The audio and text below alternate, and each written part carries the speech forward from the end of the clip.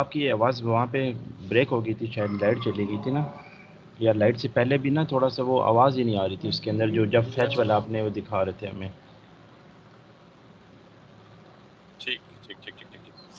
अच्छा, मैंने last time ये बोला था, प्रोमिसेस का जिक्र हुआ था और मैंने कहा था कि प्रोमिस इज समथिंग, जब हमारी कोई फंक्शनैलिटी डिलेड हो, जब किसी एक्शन ने फ्यूचर के किसी टाइम में अकर होना हो या परफॉर्म होना हो, तो नॉर्मली ऐसे कामों को, नॉर्मली जैसे नेटवर्क की रिक्वेस्ट है, तो अब हम नेटवर्क की रिक्वेस्ट भेजते हैं जब नेटवर्क को, तो हमें नहीं पता कि how long it is going to take. Obviously ये डिपेंड करता है बहुत सारी चीज़ों पे, नेटवर्क स्पीड पे, सर्वर के रिस्पॉन्स टाइम पे, वगैरह वगैरह। तो हम नॉर्मली जो जावास्क्रिप्ट तरीका इख्तियार करता है इस तरह के कामों के लिए जिनमें डिले पॉसिबल हो या अकर होना हो, तो उसके लिए promises are the suitable thing.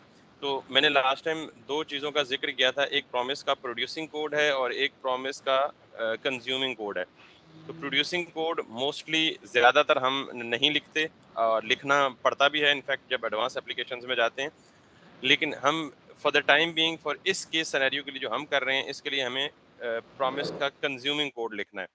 अब प्रॉमिस का कंज्यूमिंग कोड क्या होता है, मिसाल के तौर पे आपको कोई बिल्ट इन फंक्शन ऑलरेडी एक प्रॉमिस रिटर्न करता है, ठीक है। तो मैंने आपको कहा था कि प्रॉमिस बेसिकली इस इसकी तीन स्टेट्स होती हैं, या तो फुलफिल्ड होती है, या रिजेक्टेड होती है, या पेंडिंग होती है।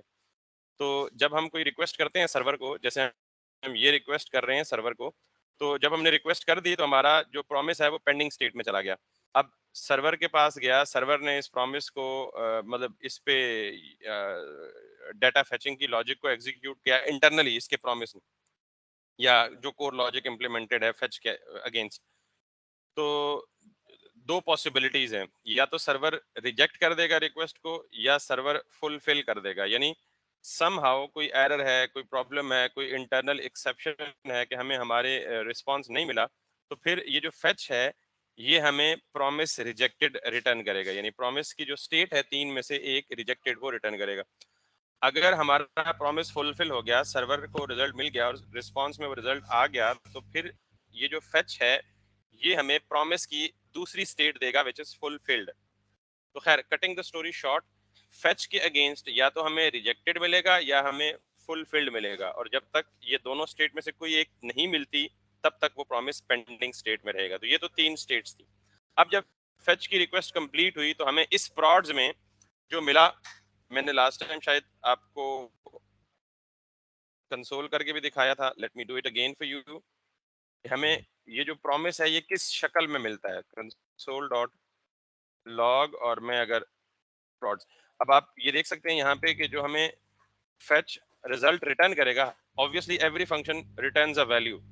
तो some of the functions in JavaScript, अगर मैं यहाँ पे इस पे हॉवर अवर करूँ तो आप ये देख सकते हैं कि इसकी जो रिटर्न टाइप है वो एक प्रॉमिस है, यानी fetch always returns a promise. जब आप कोई यूजर डिफाइंड फंक्शन लिखते हैं ना, तो आपको पता होता है कि what this function is going to return, यानी क्योंकि इम्प्लीमेंटेशन आपने की होती है, तो क्या वो इंटीजर रिटर्न करेगा फंक्शन, क्या वो स्ट्रिंग रिटर्न करेगा, क्या वो ऑब्जेक्ट रिटर्न करेगा, क्या वो अरे रिटर्न करेगा। तो this is totally in in are control जब यूजर डिफाइंड फंक्शन होता है। लेकिन जब बिल्ट इन फंक्शन होता है, तो बिल्ट इन फंक्शन के अंदर आपको ये भी पता होता है कि आपने इसको क्या आर्ग्यूमेंट्स देने हैं, और फिर आपको ये भी पता होता है, पता होने से मुराद डॉक्यूमेंटेशन में मेंशन होता है जिस लाइब्रेरी का या जावास्क्रिप्ट का कोर फंक्शन यूज कर रहे होते हैं, तो ऑब्वियसली जावास्क्रिप्ट या लाइब्रेरी की डॉक्यूमेंटेशन में मेंशन होता है। तो फेच की मैंने लास्ट टाइम डॉक्यूमेंटेशन भी ओपन करके बताई थी। So since we are using a built-in function fetch, so we know it takes at least one argument, which is the endpoint to the server, and it will return us the promise. अगर आप hover करें तो ये आपको दे रहा है, response किस शक्ल में होगा, promise की शक्ल में होगा। And by the way, I am consoling it out just to let you know which shape it is going to print the result in the console. So can you see this? This is the promise. तो basically यहाँ भी hint दे रहा था। अच्छा, ये promise के अंदर हमें क्या क्या मिलता है, इसके अंदर ये जो मैं जिस स्टेट की बात कर रहा था ये प्रॉमिस स्टेट है, ये तीन में से एक हो सकती है। समटाइम इट इज पेंडिंग, यानी जब सर्वर के एंड से हमें ना तो रिजेक्टेड मिला ना ही फुलफिल्ड मिला, तो फिर यहाँ पे पेंडिंग आएगा, मतलब प्रॉमिस इज मतलब दिस फंक्शनैलिटी या function is still in execution process. It has neither return fulfilled nor rejected. तो इन तीनों के अलावा कोई स्टेट नहीं हो सकती प्रॉमिस की। तो इस केस में उसने मुझे कहा जी कि आपका प्रॉमिस फुलफिल हो चुका है, इसका मतलब everything is well and we have got the promise as a response back. अगर इस प्रॉमिस के अंदर पड़ा हुआ देखें तो यहाँ पे इस प्रॉमिस की मतलब हमारे जो अपनी रिक्वायर्ड डेटा है वो आपको यहाँ पे कहीं नजर नहीं आएगा। तो प्रॉमिस बेसिकली इंटरनली आपको ये बता रहा है कि स्टेटस सक्सेस 200 का मतलब होता है सक्सेस, ये HTTP का स्टेटस कोड है। ओके का मतलब ट्रू, यानी everything is okay, response is back and the promise has been fulfilled. अब हमें तो प्रॉमिस से लेना देना कोई नहीं है, हमें तो प्रॉमिस के अंदर या प्रॉमिस के साथ in case it is fulfilled तो आने वाला डेटा रिक्वायर्ड है। So where can we get that data out of the promise? That is the only way to extract the data out of promise is using .then। तो ये भी एक built in function है .then। हर उस function के साथ इसको chain किया जा सकता है जो promise return करता है। तो यूं समझें, अगर मैं आसान अल्फाज में समझाऊं कि promise में से result को extract करने के लिए आपको .then required होता है function। Again this is a built in। तो अब आप ये देख चुके हैं कि इसने promise return किया, तो मैंने उस promise which is being saved in the prods variable, यानी वो प्रॉमिस रिटर्न होके प्रोड्स में सेव हो रहा है, तो मैंने इसको यहाँ पे डॉट देन को चेंज कर लिया है। तो मैंने डॉट देन किया तो डॉट देन एक कॉल बैक फंक्शन लेता है। अब जो रिजल्ट आने वाला है मैं उसको, यानी आने वाला जो रिजल्ट है वो इस कॉल बैक फंक्शन में एज एन आर्गुमेंट अवेलेबल होगा। ये ऑब्वियसली कौन अवेलेबल करेगा? प्रॉमिस खुद, या प्रॉमिस का जो हैंडलर है वो खुद। अब इस रिस्पांस को मैं जेसन में कन्वर्ट कर रहा हूँ या जेसन में पार्स कर रहा हूँ, और फिर जेसन में पार्सिंग के बाद ये मुझे फिर एक प्रॉमिस रिटर्न करेगा।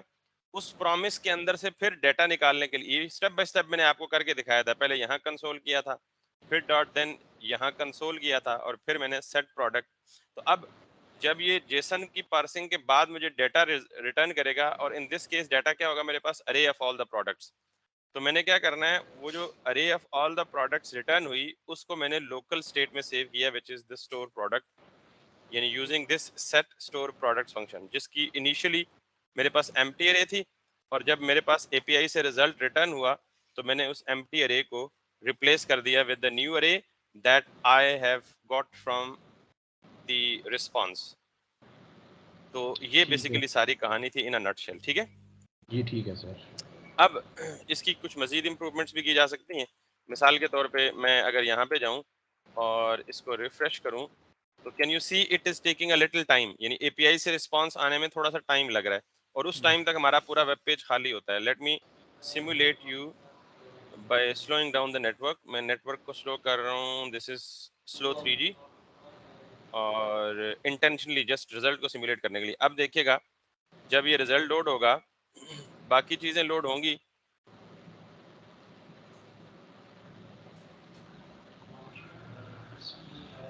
ये देख रहे हैं ये हेडर फुटर लोड हो गया, लेकिन बीच का जो रिजल्ट है that is taking little time to load fully. तो हमें नॉर्मली क्या करना होता है, जब आप एक्चुअल या प्रैक्टिकल वेबसाइट पे होते हैं तो आप इस तरह पेज को खाली नहीं छोड़ते, बल्कि आप क्या कर रहे होते हैं, आप लोडर चला रहे होते हैं। ठीक है, जैसे आपकी अक्सर ई कॉमर्स की वेबसाइट पे जब आप कोई प्रोडक्ट लोड नहीं होता तो उसकी जगह लोडिंग का सिंबल आ रहा होता है, या वो एक वो कर्सर के साथ घूम रहा होता है which indicate that your product is getting loaded. Clear हो गई ये बात? Yes sir. ओके। एक चीज और आप देख रहे होंगे जो कि इंतहाई गलत है, आपकी जितनी भी नेटवर्क को रिक्वेस्ट जाती है ना, आपकी एप्लीकेशन जितनी रिक्वेस्ट करती है वो आप उन नेटवर्क रिक्वेस्ट का लॉग यहाँ पे देख सकते हैं, ये नेटवर्क के टैब के अंदर ये नीचे। तो यहाँ पे देखें मेरी पहली रिक्वेस्ट गई प्रोडक्ट्स को या रिमोट एपीआई पे, तो ये क्या रिस्पॉन्स लगा है 200 का। दूसरी गई, ये कोई सीएसएस उसकी अपनी फाइल है, ये भी सीएसएस मतलब जो कंटेंट सीएसएस इसकी कोई अपनी फाइल है which is this Chrome extension, ये जो चीज लोड हो रही है। लेकिन फिर आगे देखें products products products products products products products products, और अगर आप ये देखें तो ये सारी रिक्वेस्ट्स एक ही एंड पॉइंट को जा रही हैं।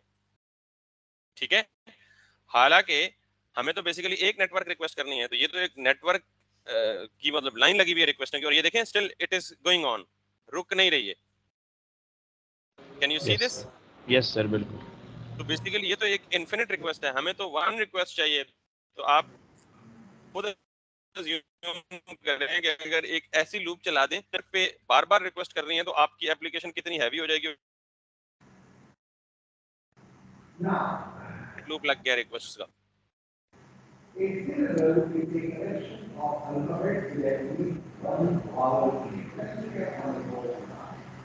सो ये एक प्रॉब्लम है और ये प्रॉब्लम इंटेंशनली आपको बताना मकसूद समझा क्योंकि मैं आपको नेटवर्क की रिक्वेस्ट करने का एक प्रॉपर तरीका बताऊंगा।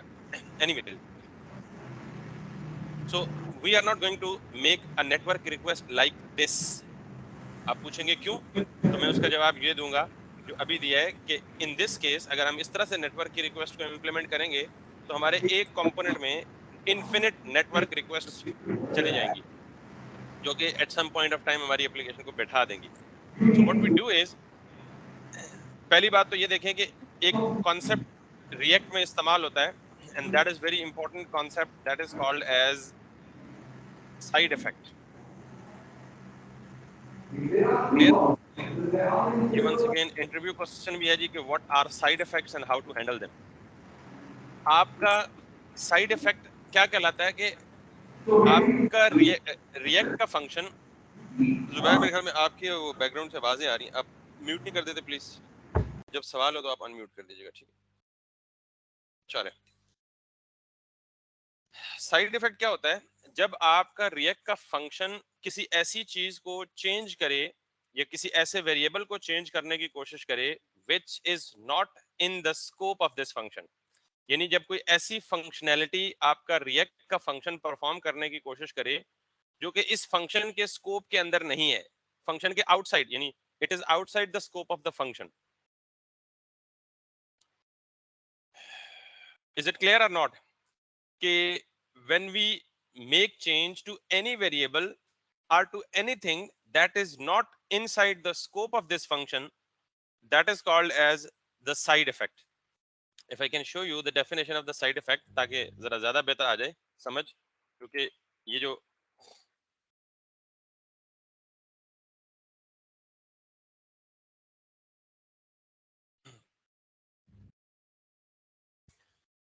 तो side effects are not predictable because they are actions which are performed with the outside world. We perform a side effect when we need to reach outside of our React component to do something. Performing a side effect, however, will not give us a predictable result. Can you understand this line? I mean, it needs a more explanation. We perform a side effect when we need to reach outside of our React component to do something. तो मैं क्या कह रहा हूँ कि मैं ये जो एपीआई की कॉल कर रहा हूँ ये इस फंक्शन के स्कोप से बाहर का काम कर रहा हूँ, यानी we are actually trying to reach outside the scope of this function and that is why this is called as the side effect. Clear है जी? सॉरी सर, क्लियर नहीं हो रहा। अच्छा, मुझे ये बताएं कि अगर मैं लेट सपोज ये स्टेट को अपडेट कर रहा हूँ सेट कार्ड काउंट से, तो मैं जिस वेरिएबल को चेंज कर रहा हूँ वो वेरिएबल कहाँ लाई कर रहा है, इनसाइड द फंक्शन या आउटसाइड द फंक्शन? जिसको हम अपडेट कर रहे हैं वो वाला सर। मेरी पहले तो ये बात सुने कि फंक्शन का स्कोप क्या है, इस ये पता है आपको फंक्शन स्कोप क्या होता है? आई वाज सपोजिंग कि आपको पता है तो इसलिए मैं साइड इफेक्ट पे चला गया हूँ। ये बेसिक प्रोग्रामिंग पैराडाइम या बेसिक प्रोग्रामिंग कॉन्सेप्ट है बेटा, पहले स्कोप समझें जरा फिर मैं साइड इफेक्ट समझाता हूँ। ये फंक्शन स्टार्ट हो रहा है इस करली ब्रैकेट से और इस करली ब्रैकेट पे आके फंक्शन एंड हो रहा है, क्लियर है? Yes sir. अब इस दोनों ब्रैकेट्स के अंदर जो भी वेरिएबल, जो भी ऑब्जेक्ट, जो भी अरे, ये जो कुछ भी यूज होगा इसी दोनों ब्रैकेट्स के अंदर, तो उसे हम कहेंगे कि ये चीजें, यानी जैसे ये वेरिएबल है सेट स्टोर प्रोडक्ट, ये कहां डिक्लेयर हो रहा है? Inside this function. यूज कहां हो रहा है? Inside this function. That is why it is called as scoped variable. ये वेरिएबल इसी फंक्शन के स्कोप के अंदर अवेलेबल है। स्कोप का मतलब होता है द प्लेस और the space where the value of variable is accessible. Okay, clear? तो इसका मतलब ये है कि जो भी वेरिएबल्स या जो भी फंक्शंस एक फंक्शन के अंदर डिक्लेयर्ड हैं और यूज भी उसके अंदर हो रहे हैं, तो वो लोकल स्कोप में है, उस फंक्शन के लोकल स्कोप में है। अब अगर मैं लेट सपोज एक वेरिएबल यहाँ डिक्लेयर कर देता, मिसाल देता हूँ, मैं लेट सपोज डिक्लेयर कर देता हूँ जी let a equals to 90 whatsoever, पर इसको मैं यूज यहाँ पे या अपडेट यहाँ पे आके करूँ a++, मैं ये काम कर सकता हूँ बिकॉज आपको पता है कि जब कोई भी variable outside the function declare हो तो उसका स्कोप ग्लोबल होता है। उस ग्लोबल वेरिएबल को फंक्शन के अंदर भी यूज किया जा सकता है और लेटर ऑन कहीं आउटसाइड द फंक्शन, इस फंक्शन से बाहर भी इसी फाइल में कहीं और जगह पे यूज किया जा सकता है। लेकिन ये जो वेरिएबल है इसका स्कोप ये फंक्शन नहीं है, ये ग्लोबल स्कोप का वेरिएबल फंक्शन के अंदर यूज कर रहा हूं। तो इसका मतलब ये है कि I am changing the value of this variable outside which is not inside the scope of this function या which is outside the scope of this function। मैं एक ऐसे वेरिएबल की वैल्यू को चेंज कर रहा हूं जो इस फंक्शन के स्कोप से बाहर है। ओके क्लियर है ये बात? Yes this is something which is called as side effect. आप कोई ऐसा एक्शन परफॉर्म करें जो कि फंक्शन के स्कोप से बाहर है। Clear? Right sir, yes sir. तो अब ये जो मैं एक सिंपल वेरिएबल की वैल्यू चेंज या एक्सेस करने की बात कर रहा था, अब मैं ये पूरी की पूरी फंक्शनैलिटी लिख रहा हूं। मुझे ये बताएं कि क्या ये जो एपीआई कॉल है और एपीआई को रिक्वेस्ट जाना और वहां से रिस्पांस वापस लेके आना, क्या ये काम इस फंक्शन से बाहर नहीं जा रहा? Are we not trying to reach out of this function? Yes sir, ये आउट ऑफ फंक्शन है वी आर। क्योंकि इसी एपीआई तरह है। एग्जैक्टली एक और सादा सी मिसाल ले लें, अगर आप इस पे भी परेशान होंगे, चलें ये भी बता देता हूं। पहले मैं कंसोल डॉग हेलो लिखता हूं ना, even writing console log is going outside the scope of this function because console log किसके यूटिलिटी है? ब्राउजर के कंसोल की। Right Got it? यस।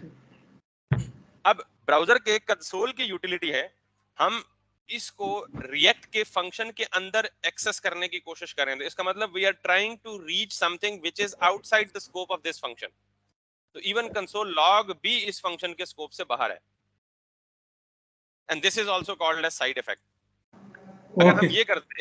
अगर हम ये करते document dot get element by ID और यहाँ पे कोई भी डॉम को एक्सेस करते, इसकी डॉट इनर एचटीएमएल या डॉट व्हाटसोएवर जो कुछ भी लिखते,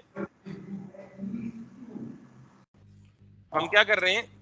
डॉम को, फिजिकल डॉम को डायरेक्टली मैनिपुलेट करने की कोशिश कर रहे हैं। Again we are performing a side effect, मतलब we are going outside the scope of this function. तो अब मेरे ख्याल में आपको एटलीस्ट स्कोप की तो समझ आ ही गई होगी। Yes sir. आप जब भी कोई ऐसी फंक्शनैलिटी परफॉर्म करें जिसके लिए आपको फंक्शन के स्कोप से बाहर जाना पड़े,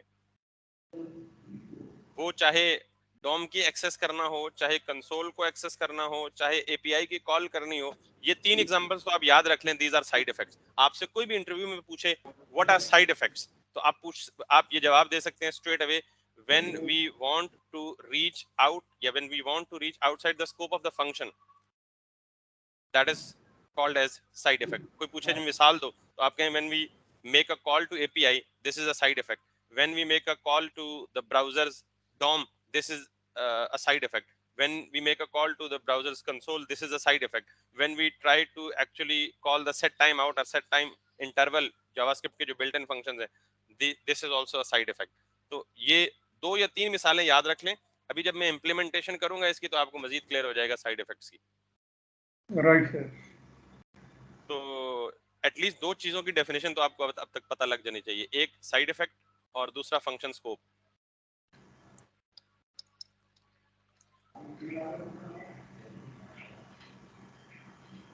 जुबैर आपके क्या स्टेटस है? क्लियर हुआ कुछ?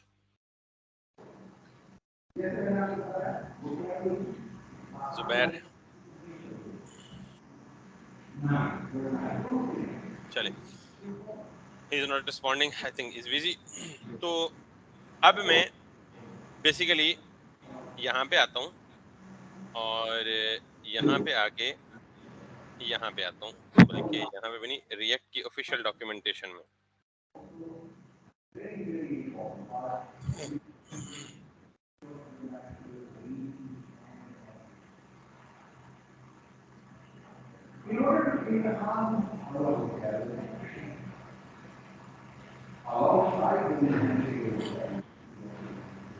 अजान हो जाए मैं कंटिन्यू करता हूँ, मैं इंटेंशनली रुका हूँ।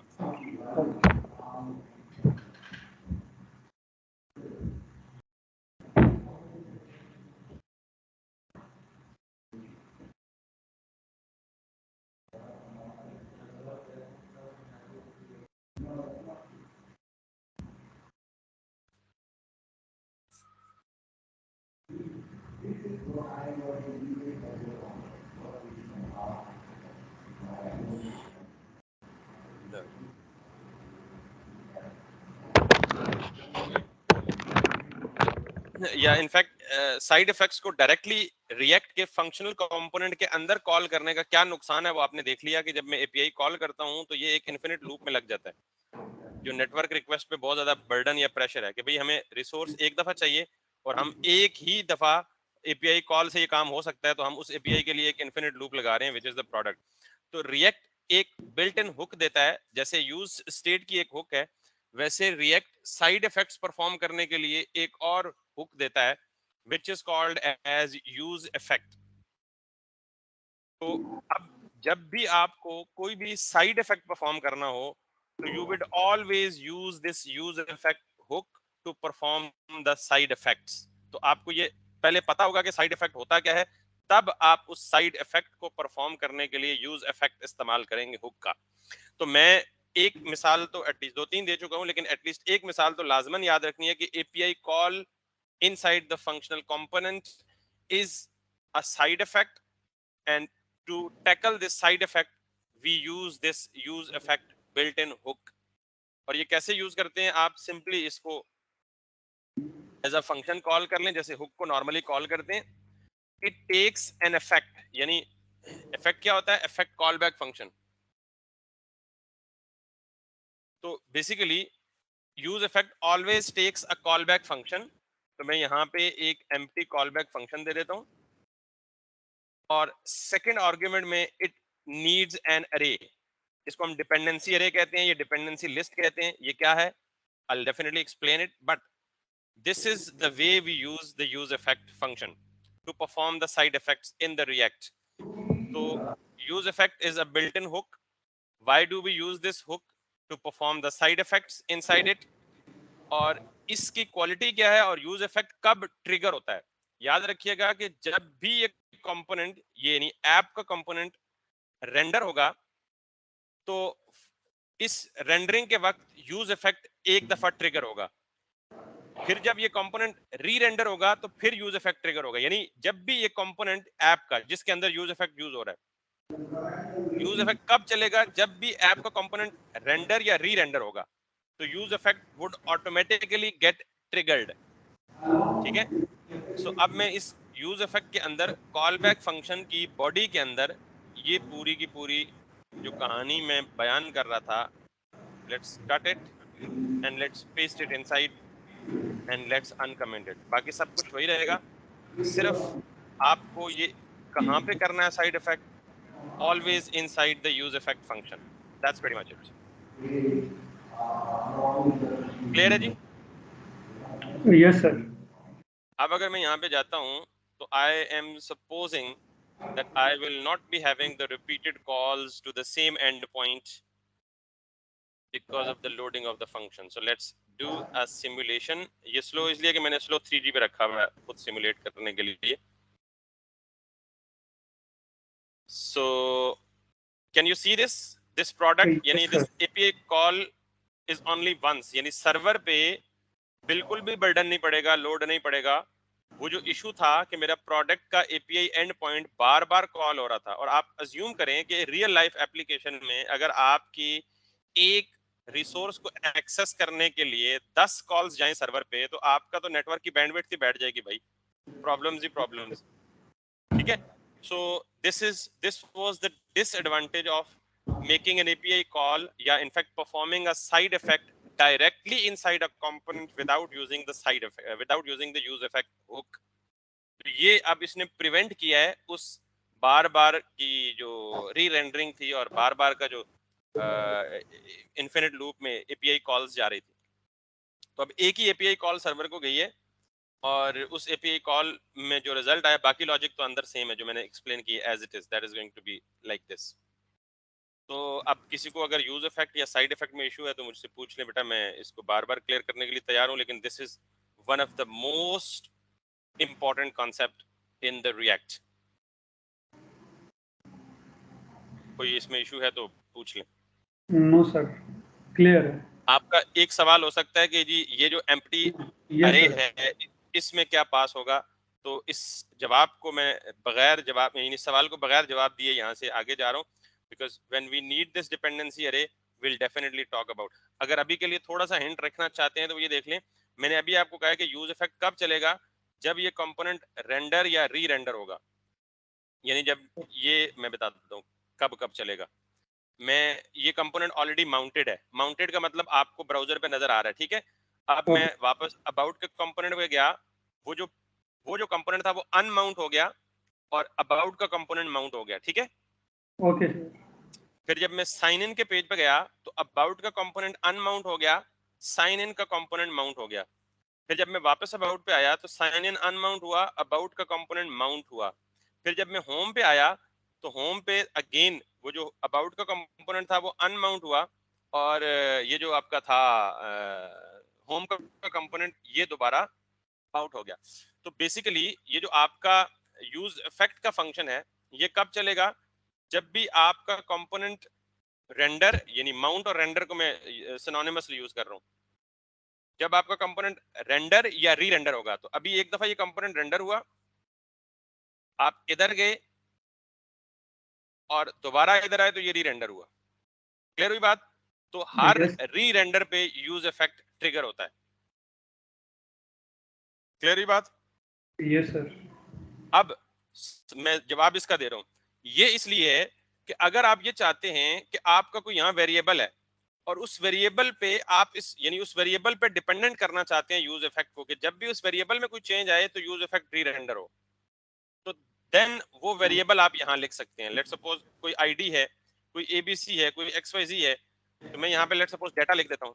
तो अगर अब मैं ये चाहता हूँ कि नॉर्मली यूज इफेक्ट का डिफॉल्ट बिहेवियर क्या है कि कंपोनेंट के रेंडर या री रेंडर पे एग्जीक्यूट होता है, लेकिन जब मैं डिपेंडेंसी लिस्ट में एक वेरिएबल लिख दूंगा, इसका मतलब यह है कि जब भी इस डाटा में कोई चेंज आएगा, okay sir.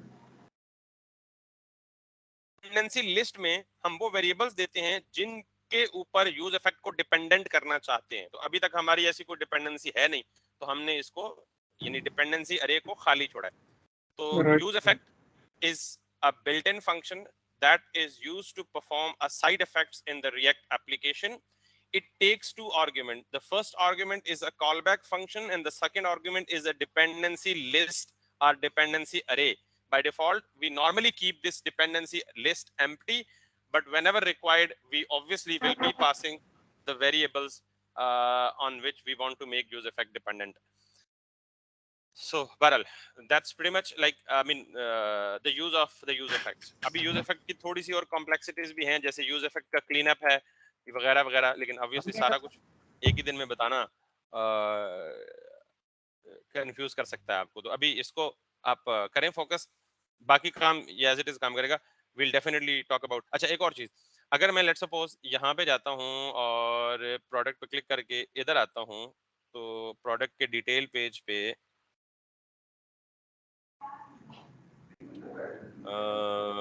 this that's fine because we are not making any API call right here, ठीक है, तो it's okay. So normally it's a side effect that's gonna take. अच्छा आप तो जब भी आप कोई साइड इफेक्ट परफॉर्म करेंगे, यानी डोम को मैनिपुलेट करेंगे या कंसोल टाइप या कंसोल वगैरह का कुछ लिखेंगे या आप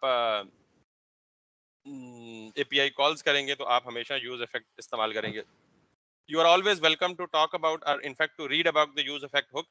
React के official documentation में भी लिखा है जी कि hooks are the new addition वगैरह वगैरह।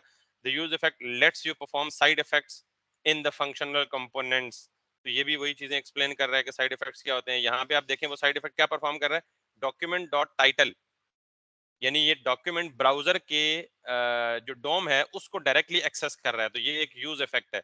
तो ये कह रहा है कि आप बगैर ये एक साइड इफेक्ट है, तो साइड इफेक्ट को आप हमेशा किधर करेंगे, inside the use effect function, मैंने उस document dot get element by ID दी या कंसोल लॉग दिया, तो वो भी बेसिकली डॉम की एक्सेस ही है या डॉम की मैनिपुलेशन ही है। देन ये जो कॉन्सेप्ट मैं अगला बता रहा था कि यूज इफेक्ट से रिलेटेड है, use effect without clean up. तो ये यूज इफेक्ट क्लीन अप क्या होता है, we'll talk about the upcoming classes by lecture tomorrow most probably. If not, जब हम यूज इफेक्ट से ज्यादा फेमिलियर हो जाएंगे तो तब हम ये समझेंगे कि ये यूज इफेक्ट क्लीन अप क्या होता है और ये क्यों जरूरी होता है, effects with cleanup or something like that. Anyways, so now coming back to this और side effect, अब एक और चीज मैं बताना चाहता हूं आपको। लेट्स सी के मैं जरा नेटवर्क की सिमुलेशन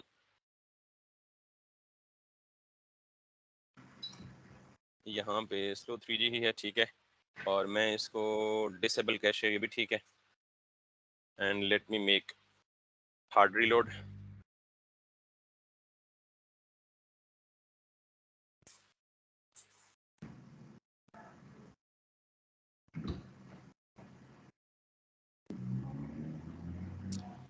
ये देख रहे हैं it is taking time, I mean little time in fact to load the products.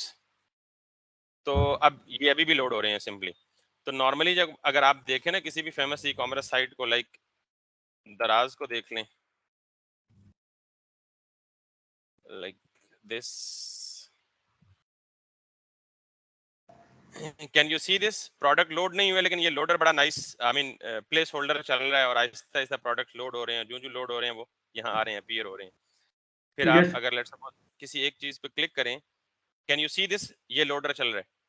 यानी जब तक प्रोडक्ट अपीयर ना हो, बिल्कुल ब्लैंक पेज ना प्रेजेंट करो यूजर को, एटलीस्ट कोई लोडिंग का सिंबल चला दो ताकि यूजर को पता चले कि आपका जो प्रोडक्ट या आपकी जो चीजें हैं वो लोड हो रही हैं। ये ना हो कि खाली पेज रुका रहे 2-3 मिनट में, इंटरनेट की स्पीड बहुत ज्यादा स्लो हो तो यूजर आपकी साइट ही छोड़ के चल जाए, यार ये साइट ही नहीं चल रही। तो at least you need to give an indication that something is loading. तो हम यहाँ पे अपना लोडर बना के देखते हैं कि if the result is not loading और in fact it is taking longer to load, तो then we have to take control of that. और इन द मीनवाइल ये कंसोल पे हमें एक एरर आ रहा है, एरर नहीं इनफैक्ट वार्निंग है कि each child in a list should have a unique key prop.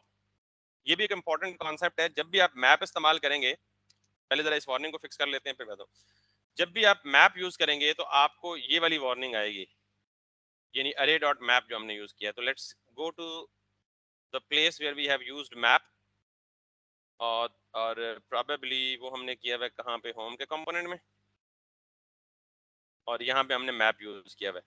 तो इस मैप के अंदर ये मुझे वार्निंग में जो दे रहा है कि each child in a list should have a unique key prop.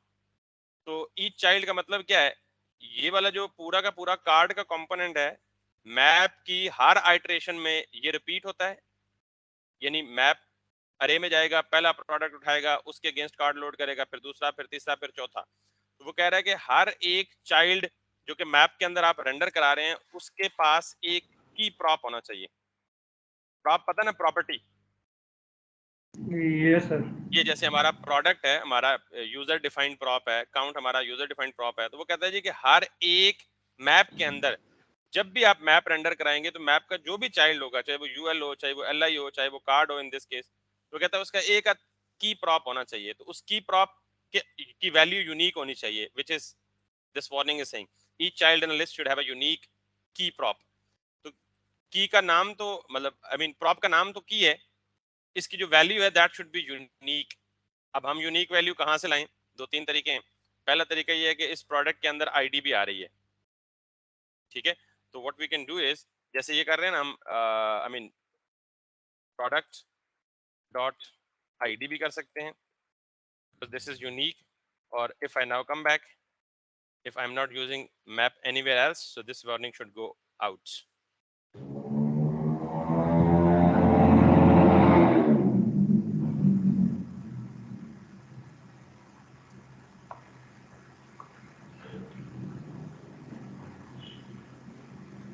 Okay, वो वार्निंग अब नहीं आई। तो जब भी राइट आप सर। मैप रेंडर करेंगे तो मैप का जो इमीडिएट चाइल्ड है उसको आप एक की प्रॉप देंगे और उसकी वैल्यू जो है वो कोई भी यूनिक वैल्यू देंगे। अब इस केस में हमारे पास प्रोडक्ट डॉट आईडी थी, लेकिन what if we don't have this ID field in our data, अगर ये ना हो तो क्या हो सकता है? तो जैसे मैप का मैंने आपको कहा था ना कि मैप बेसिकली एक कॉल बैक फंक्शन में हर आइटरेशन में एक वैल्यू अवेलेबल कर देता है। मैप के अंदर जो कॉल बैक है उसका सेकंड ऑप्शनल आर्गुमेंट है इंडेक्स, यानी अरे का एक इंडेक्स होता है, आपको पता ही है, अरे का zeroth yes index, sir. First index, second index. तो ये जो कॉल बैक फंक्शन है इसके सेकंड आर्गुमेंट में वो इंडेक्स भी हम कैच कर सकते हैं अगर हम चाहें तो। ये ऑप्शनल है, पहले हमें नहीं चाहिए था तो हमने इसको नहीं किया, अब हमें यूनिक की प्रॉप चाहिए तो आप इस इंडेक्स को यहाँ पास कर दें। तो आपको पता है अरे के इंडेक्सेस हमेशा यूनिक होते हैं, वो रिपीट नहीं होते। तो अब पहली दफा अरे का पहला आइटम इसमें लोड होगा और पहला इंडेक्स इसमें लोड होगा, सेकंड आइटम लोड होगा तो सेकंड इंडेक्स भी लोड होगा, थर्ड आइटम लोड होगा तो थर्ड इंडेक्स भी लोड होगा। तो the second way of giving unique key prop is like this, and we are not having still any error. Right sir. Clear?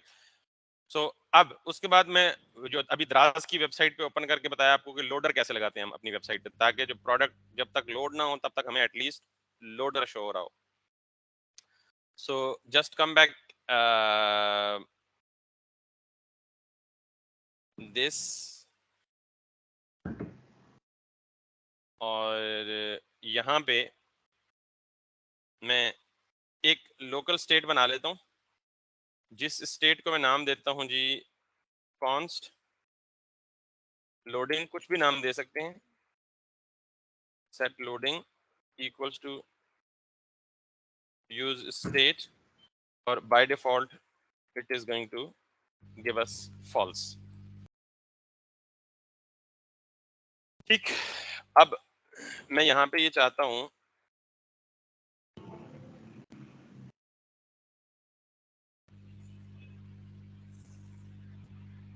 अच्छा, normally एक और काम है कि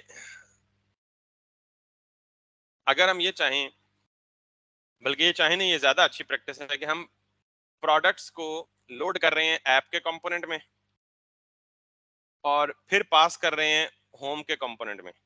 तो क्या ये ठीक नहीं है कि हम ये यूज इफेक्ट यानी एपीआई की कॉल ही होम कंपोनेंट में भेजें, बजाय इसके कि हम डबल काम कर रहे हैं? ये तो just obviously for the purpose of learning था ना, हमारा टॉपिक इस तरह चला कि हमने इस सीक्वेंस में इसको स्टडी किया।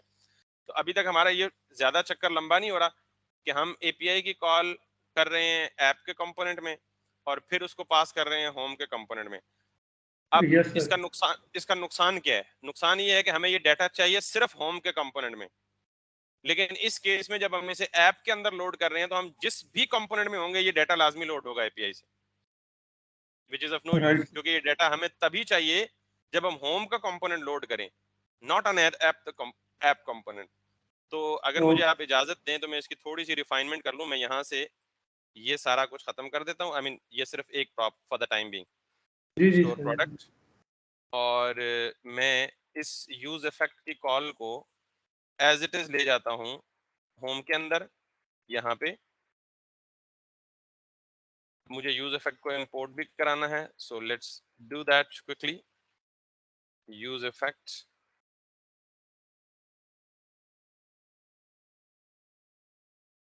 और यहाँ मुझे यूज स्टेट नहीं चाहिए, और जब ये यूज इफेक्ट रिस्पॉन्स लेके आएगा तो मैं इसको as it is local state में सेव कर रहा हूँ। और फिर अब चूंकि ये प्रोडक्ट्स मुझे प्रॉप्स में नहीं चाहिए, बल्कि मेरे पास ऑलरेडी ये स्टोर प्रोडक्ट्स यहाँ आ रहा है, कह रहे जी, और दैट्स प्रीटी मच इट। जो काम मैंने ऐप के अंदर किया था एग्जैक्टली वही काम मुझे यहाँ से उठा के वहां ले गया। उसकी रीजन क्योंकि मैं अभी लोडिंग पे इंप्लीमेंट करानी थी, तो आपको खुद समझ आ जाएगी कि ऐसा काम मैंने क्यों किया। और दूसरी रीजन मैं बता चुका हूँ कैटेगोरिकली कि मुझे अगर मैं ऐप में एपीआई को कॉल भेजूंगा तो मेरी ऐप का जो भी कंपोनेंट करंटली माउंट हुआ हुआ होगा एपीआई को रिक्वेस्ट जरूर चली जाएगी। हालांकि उसकी जरूरत ही नहीं है, मैं जब साइन इन पेज पे हूँ तो उस वक्त तो मुझे एपीआई कॉल करने की जरूरत नहीं है। तो ऐप के कंपोनेंट में एपीआई कॉल करने का नुकसान ये है कि जब आप होम के कंपोनेंट में हो, आप साइन इन के कंपोनेंट में हो, आप अबाउट के कंपोनेंट में हो, आपका डेटा एपीआई ऑब्वियसली लोड कर रही होगी।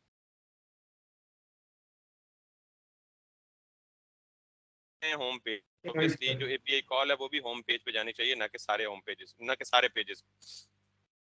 तो वैसे भी मैंने आपको शायद राउटिंग करते वक्त बताया था कि आप रूट कंपोनेंट में सिर्फ राउट रखें, बाकी कुछ भी ना रखें, कोई भी लॉजिक, नॉट इवन दिस। ये जो हम काम कर रहे हैं ना, ये भी हमने सीखने के लिए कर दी थी। अगर आपको कॉन्सेप्ट समझ आ गया तो I am going to remove this as well, because in the root component or generally in the app component we are only supposed to include the routing logic, that's it.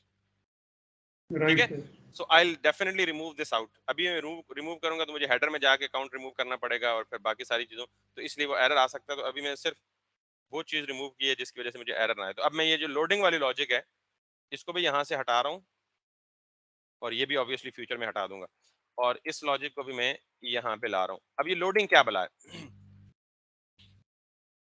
मैंने एक Boolean state declare की manually, और मैं ये चाहता हूँ कि जब मैं एपीआई को रिक्वेस्ट करूं, ऑब्वियसली एपीआई को रिक्वेस्ट करूंगा तो मेरी रिक्वेस्ट इस फंक्शन से या इस एप्लीकेशन से बाहर जाएगी। तो जब कोई रिक्वेस्ट बाहर जाएगी तो उसके वापस आने का टाइम तो अनसर्टेन होता है, हमें तो नहीं पता कि कितना टाइम लेगी, बिकॉज नेटवर्क में टेक लॉन्गर, में take shorter, depending upon the internet speed and server response time वगैरह वगैरह। तो मैं ये चाहता हूँ कि जब भी मेरी रिक्वेस्ट मेरे इस फंक्शन से बाहर जाए तो जाते हुए ये सेट लोडिंग को ट्रू कर जाए। अब सेट लोडिंग को ट्रू करने का मतलब ये है कि जब तक जो मेरी मेरा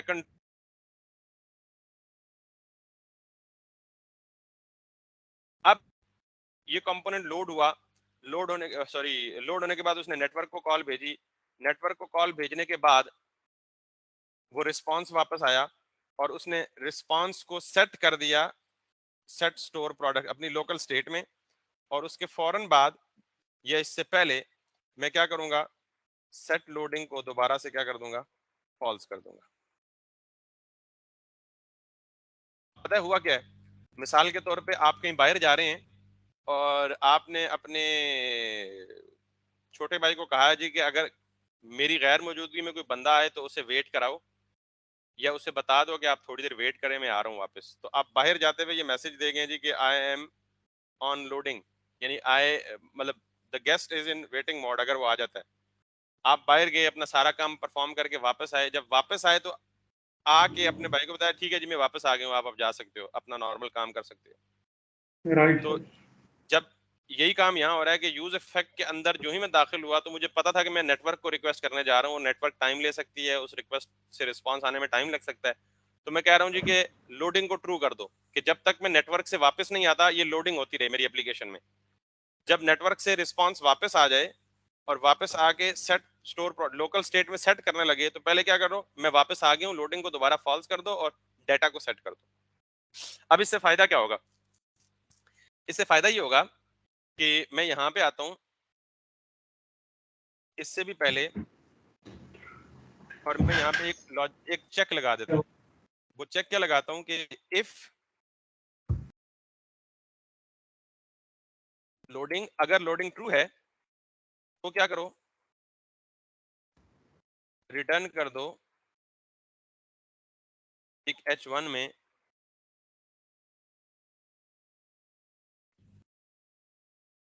अदरवाइज ये वाला रिटर्न करो। अब इसका मतलब ये हुआ, ये भी मैं JSX रिटर्न करवा रहा हूँ। अब इसका मतलब ये है कि बाय डिफॉल्ट लोडिंग फॉल्स है, जब नेटवर्क को रिक्वेस्ट जाएगी तो लोडिंग क्या हो जाएगी, ट्रू हो जाएगी। जब लोडिंग ट्रू हो जाएगी तो यहाँ आके ये अपना JSX को क्या करेगा, चेक करेगा, इफ लोडिंग ट्रू तो ये रिटर्न ये वाला कर देगा। और जब नेटवर्क से रिक्वेस्ट वापस होके आएगी, मेरी लोकल स्टेट को अपडेट करेगी, तो फिर ये लोडिंग क्या हो जाएगी, फॉल्स हो जाएगी। तो फिर ये रिटर्न नहीं होगा बल्कि ये वाला रिटर्न होगा। So let's see if it works or not. Use state is not defined, अच्छा मैंने शायद यूज स्टेट को यहाँ यूज किया है, यस यूज किया हुआ है, लेकिन इसको यहाँ से डिफाइन या इंपोर्ट नहीं किया हुआ। So let's import it that. अब मैं वापस जाता हूँ और यहाँ पे, सो नाउ लेट्स सी, अगर मैं इसको दोबारा आता हूँ,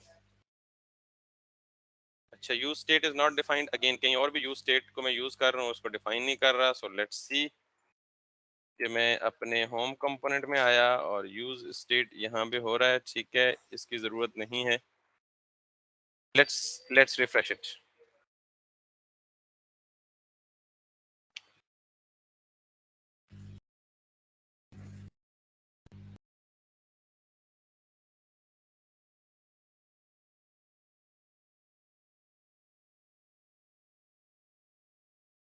ये देख रहे हैं loading.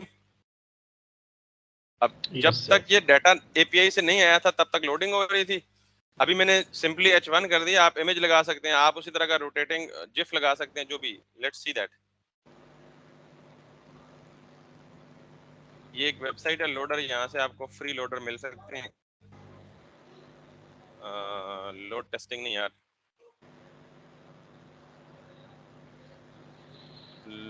Loading.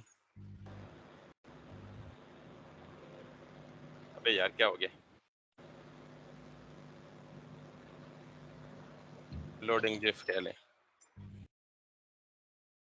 So what you can do is loading.io, not in fact.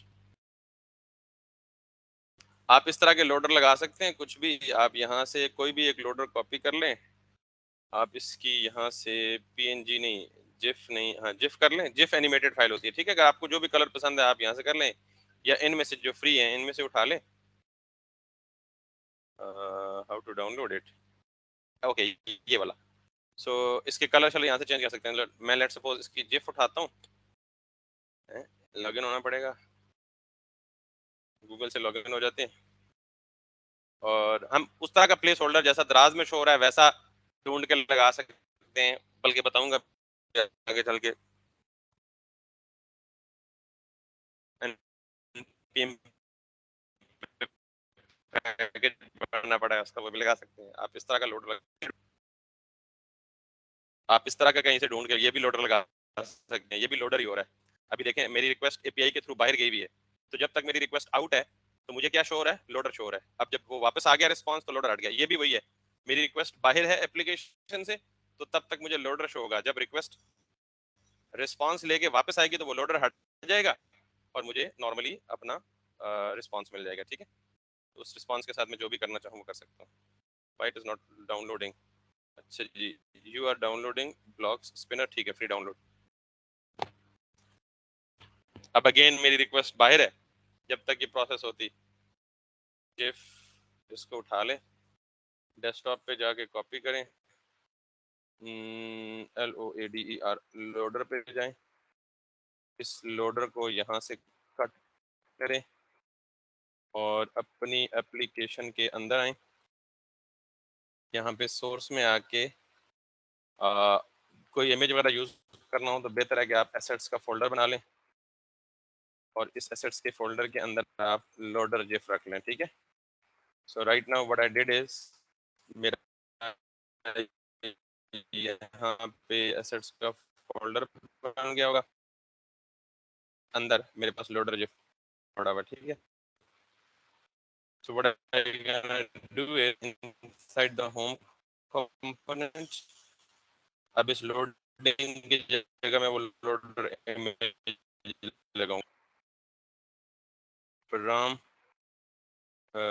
this assets और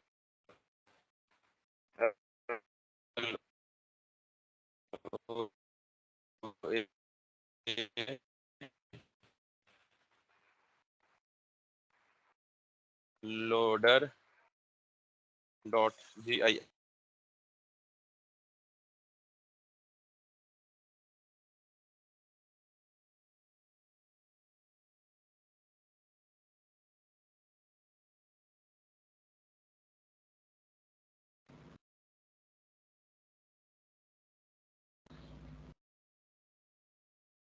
Hello. ओके, सो मैंने ये किया जी, सिंपली वहाँ H1 की जगह इमेज सोर्स और सोर्स में ये लोडर दे दिया, which I have imported from this. So let's see if everything goes well. So we should have that loader in place. In fact, instead of so ये देख रहे हैं ये लोडर चल रहा है। जो ही हमारा लोड हुआ पेज तो हमारे कंपोनेंट्स आ गए। So if I come back here again, go back, तो दिस इज लोडर।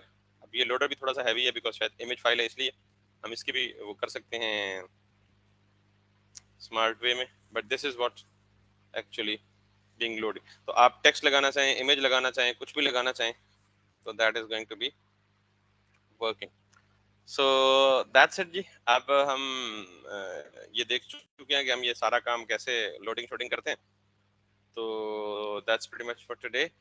कल हम कोशिश करेंगे कि हम स्टेट मैनेजमेंट की लाइब्रेरी रिडक्स को टच करें ताकि हम मजीद एडवांस काम कर सकें। ठीक है, so I will think upon it कि अगर और कोई बेसिक टॉपिक नहीं रह गया तो we will move to the redux. कोई सवाल हो किसी का तो पूछ ले, otherwise we are good to and.